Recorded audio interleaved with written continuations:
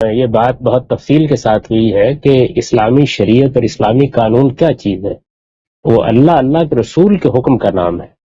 ہمارے ائمہ ہم سب کے لیے قابل احترام ہے، انہوں نے اسلامی قانون کی تعبیر تشریح کی ہے۔ اس تعبیر اور تشریح میں اگر کوئی غلطی ہوگی تو اسے دور ہونا چاہیے۔ یہ تو اللہ اور اللہ کے پیغمبروں کے بعد بعض دوسرے لوگوں کو بھی پیغمبر کا درجہ دینا ہے۔ وہ انسان تھے، انہوں نے ہماری بڑی خدمت کی ہے اور ہمارے قانون کے بارے میں بہت سی اعلیٰ درجے کی تصنیفات پیچھے چھوڑی ہیں، بہت اعلیٰ علمی کام چھوڑا ہے، اس سے ہمیں استفادہ کرنا چاہیے۔ لیکن یہ بات کہ وہ غلطی نہیں کر سکتے، یہ میری سمجھ میں نہیں آتی۔ میں نے اس کے اوپر جو تنقیدیں کی ہیں وہ چھپی ہوئی موجود ہیں، آپ اس کو پڑھیے اور یہ دیکھیے کہ ان تنقیدوں میں کوئی وزن ہے یا نہیں ہے۔ امام ابو حنیفہ، امام مالک، امام شافعی، امام احمد بن حنبل سب ہمارے ائمہ ہیں، لیکن یہ سب کے ساتھ انسان ہے، ان میں سے پیغمبر کوئی بھی نہیں تھا۔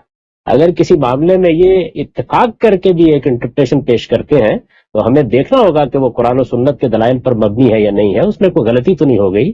انسانی سطح پر غلطیاں ہو سکتی ہیں، یہی اصل میں وہ رویہ ہے جس رویے نے اس دور میں بھی اسلام کو دنیا کے سامنے پیش کرنے کے راستے میں رکاوٹیں پیدا کر دی۔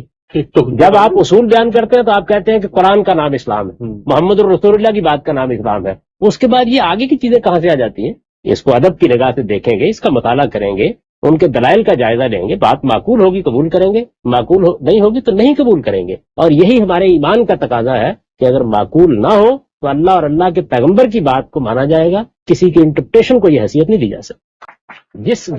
جس کی بات سے اختلاف نہیں کیا جا سکتا وہ اللہ ہے اور اللہ کا پیغمبر ہے۔ خود امام مالک نے یہ بات کہہ دی تھی اسی زمانے میں کہ صرف نبی صلی اللہ علیہ وسلم کی قبر کی طرف اشارہ کرتے ہوئے صرف یہ وہ ہستی ہے جو اس قبر میں مدفون ہے جس سے اختلاف نہیں ہو سکتا، باقی ہر انسان سے اختلاف کیا جائے گا۔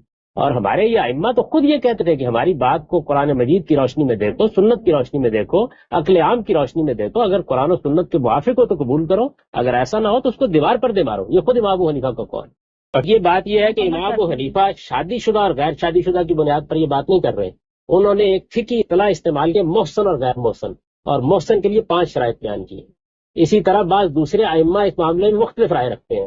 آپ یہ دیکھیں کہ اسحاق بن راہویہ اور ابن حزم اور بعض دوسرے علماء جو ہیں وہ سنساری نہیں بلکہ 100 کوڑے مارنے کے بعد سنساری کی سزا کہتے ہیں۔ اس میں بہت سے اختلافات پہلے سے موجود ہیں۔